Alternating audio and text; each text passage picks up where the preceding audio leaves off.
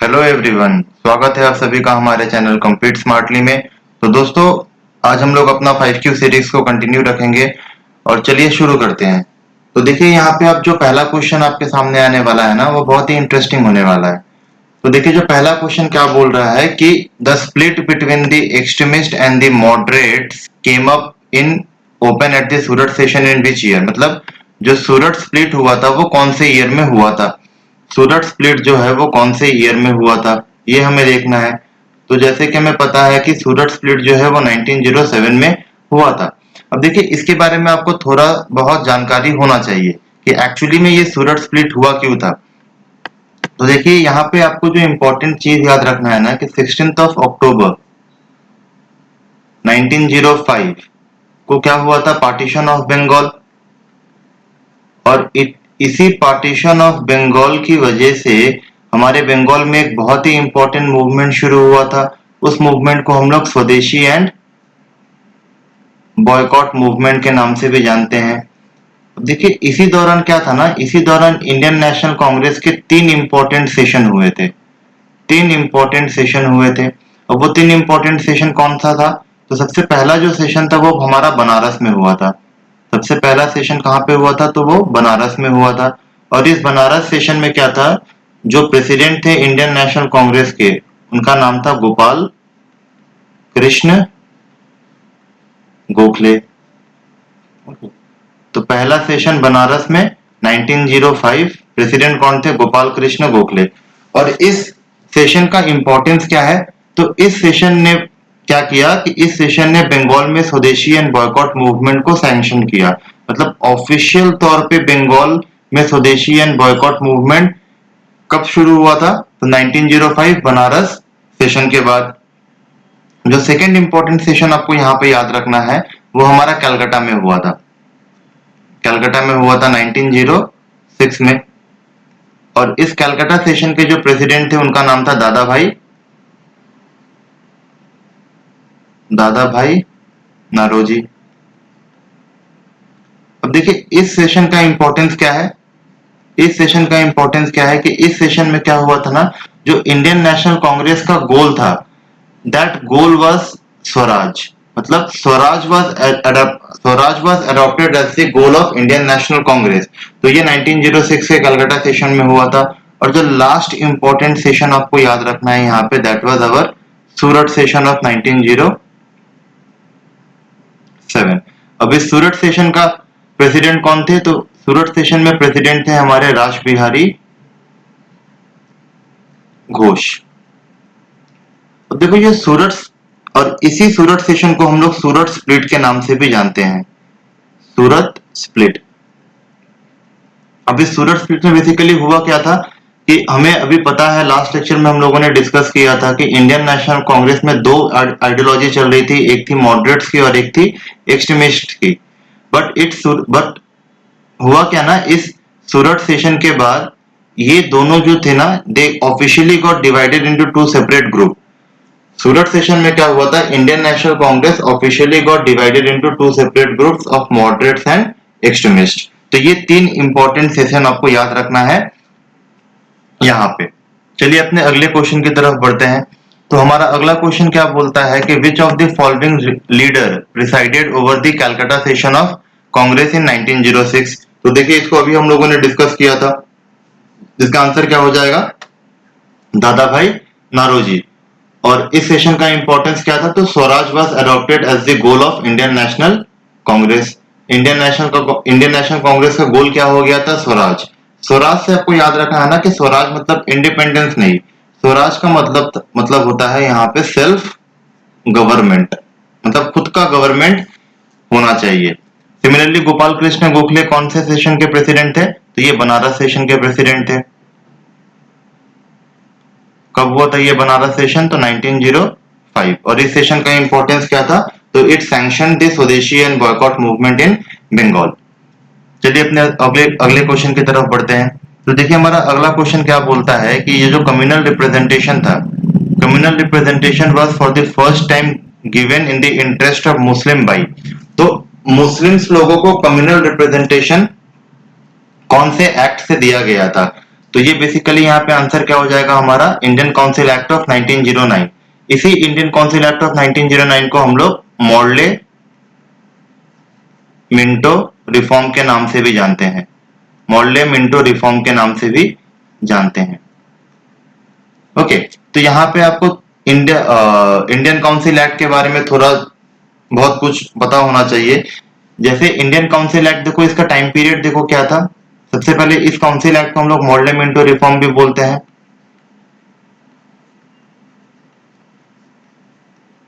कब हुआ था ये, 1909 में। अब देखो इसी टाइम पीरियड में मैंने क्या बोला था ना कि हमारे बंगाल में क्या चल रहा था, स्वदेशी and boycott movement, boycott movement. अब देखो सूरत स्प्लिट के बाद क्या हुआ था, सूरत स्प्लिट जो कि 1907 में हुआ था, सूरत स्प्लिट जो 1907 में हुआ था ना, सूरत स्प्लिट के बाद क्या हुआ था कि ये स्वदेशी एंड बॉयकॉट मूवमेंट बंगाल में खत्म हो चुका था, आस्ते मतलब ये आस्ते आस्ते करके खत्म हो रहा था। एंड एज अ रिजल्ट क्या हुआ ना कि जो ब्रिटिश गवर्नमेंट थी उस समय की, तो ब्रिटिश गवर्नमेंट ने क्या करना शुरू किया, they started following the policy of separation and repression, policy of separation and repression plus the policy of carrot and stick. तो ये दो पॉलिसी ब्रिटिश उस समय बंगाल में फॉलो कर रही थी। अब देखो स्टिक मतलब क्या होता है, डंडा। तो जो लोग ब्रिटिश सरकार के खिलाफ आवाज उठा रहे थे उनको ब्रिटिश सरकार क्या देने वाली थी, डंडा। और आवाज कौन उठा रहा था, तो एक्सट्रीमिस्ट आवाज उठा रहे थे। तो एक्सट्रीमिस्ट के लिए कौन सा पॉलिसी इन लोगों ने यूज किया, स्टिक का पॉलिसी। इसका एग्जांपल आपको क्या देखने को मिलेगा कि यहाँ पे बाल गंगाधर तिलक को क्या किया गया, बाल गंगाधर तिलक को ना 1908 में सेडिशन का चार्ज लगा के उनको 6 साल के लिए इम्प्रिजनमेंट हुआ था। ओके, कहां भेज दिया गया था बाल गंगाधर तिलक को, तो मंडले, 6 साल के लिए इनको मंडले के जेल में भेज दिया गया था। ओके, तो ये एक एग्जांपल है स्टिक का। अब देखो इसी इंडियन नेशनल कांग्रेस में एक ब्रांच ऐसा भी था जो ब्रिटिश को सपोर्ट कर रही थी आइडियोलॉजिकल वाइज, तो वो उसके लिए ब्रिटिश कौन सा पॉलिसी यूज करेगी, तो कैरेट का। और कैरेट मतलब गाजर, मतलब इनको गाजर खिला के वापस से अपने तरफ लाने की कोशिश करेगी। तो वो गाजर क्या था हमारा, वो गाजर था हमारा मॉडले मिंटो रिफॉर्म। अब इस मॉडले मिंटो रिफॉर्म में बहुत सारी बातें की गई थी, जिसमें से एक इंपॉर्टेंट पॉइंट क्या था कि the concept of separate electorate, separate electorate का जो कंसेप्ट है ना वो इसी एक्ट के थ्रू आया था। अब इसी सेपरेट इलेक्टोरेट को हम लोग कम्युनल रिप्रेजेंटेशन भी बोलते हैं, कम्युनल रिप्रेजेंटेशन भी बोलते हैं। अब देखिए ये कम्युनल रिप्रेजेंटेशन किसके लिए था, तो मुस्लिम लोगों के लिए। इसका मतलब क्या है कि मान लीजिए ये एक प्रोविंस है। ओके, ये एक प्रोविंस है, प्रोविंस का मतलब क्या होता है, स्टेट। फॉर एग्जांपल मान लीजिए इस स्टेट से अगर कोई मुस्लिम कैंडिडेट इलेक्शन में खड़ा हो रहा है, कोई मुस्लिम कैंडिडेट इलेक्शन में खड़ा हो रहा है, तो इस मुस्लिम कैंडिडेट को वोट कौन करेगा, तो केवल और केवल मुस्लिम लोग वोट करेंगे। मतलब मुस्लिम्स को केवल मुस्लिम्स वोट करेंगे, इसी का मतलब क्या होता है, कम्युनल रिप्रेजेंटेशन या सेपरेट इलेक्टोरेट। तो ये कौन से एक्ट से आया था, Morley Minto reform act of 1909। Similarly देखिए यहाँ पे एक और एक्ट है, गवर्नमेंट ऑफ इंडिया एक्ट 1919। तो आपको यहाँ पे ये याद रखना है ना कि इस एक्ट से क्या हुआ था, जो सेपरेट इलेक्टोरेट मुस्लिम्स लोग के लिए गवर्नमेंट ऑफ इंडिया एक्ट 1909 में इंट्रोड्यूस किया गया था, उसी सेपरेट इलेक्टोरेट को एक्सटेंड कर दिया गया था through the government of India act 1919।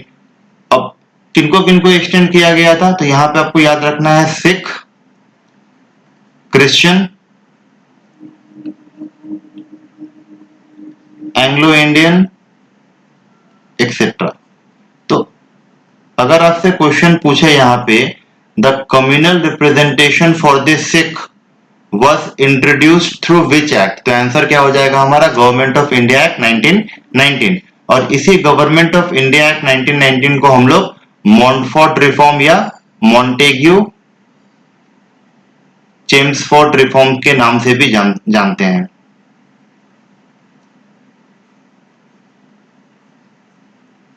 Okay, I hope आपको ये समझ में आया होगा। तो चलिए अब अपने अगले क्वेश्चन की तरफ हम लोग बढ़ते हैं। तो देखिए हमारा अगला क्वेश्चन क्या बोल रहा है कि who founded the east India association, east India association किसने फाउंड किया था। तो देखिए इसका आंसर हो जाएगा हमारा दादा भाई नरोजी।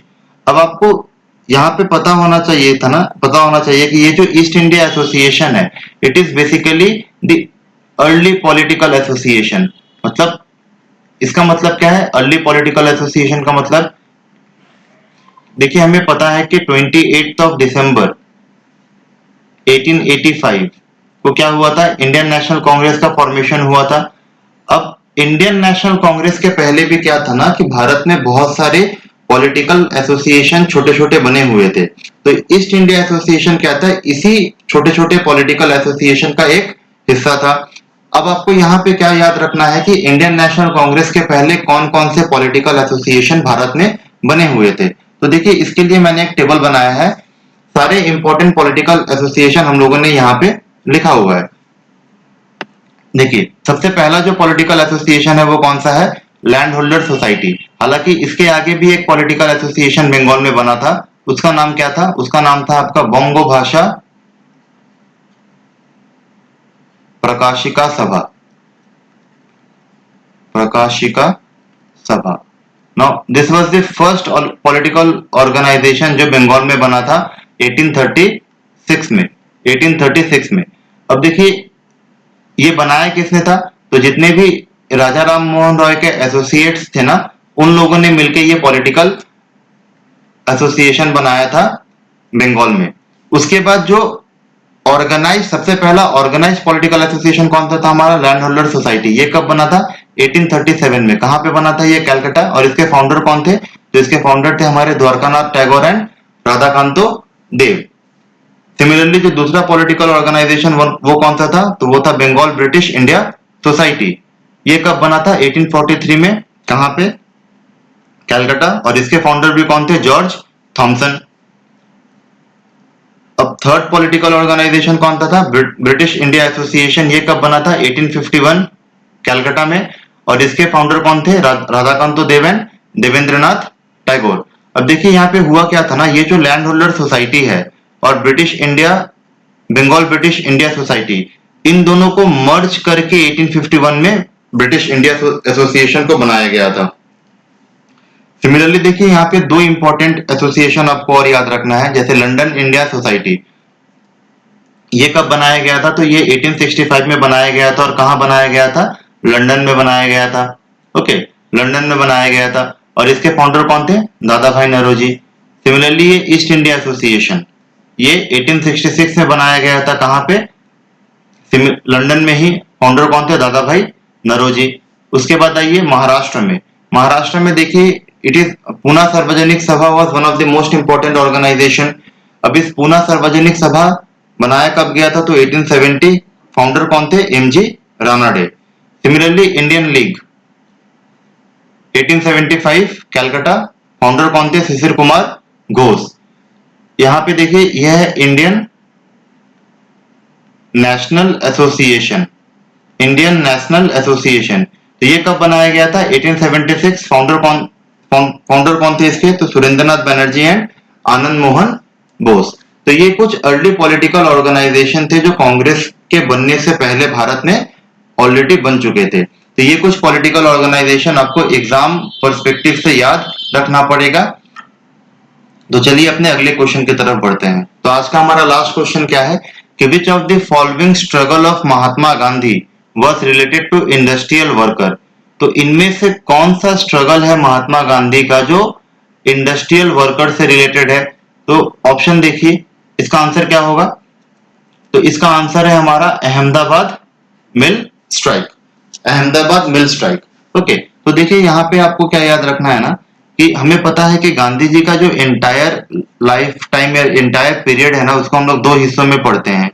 एक एक बोलते हैं हम लोग गांधी इन अफ्रीका, और एक है Gandhi in India. Gandhi in India. अब देखिए गांधी जी है ना, वो साउथ अफ्रीका से भारत में कब आते हैं? तो 9th of January 1915। 9th of January 1915 को गांधी जी साउथ अफ्रीका से भारत में आते हैं। और इसीलिए 9th ऑफ जनवरी को हम लोग one of the most important day मनाते हैं, जिसको हम लोग एनआरआई डे भी बोलते हैं। एनआरआई डे या प्रवासी भारतीय दिवस।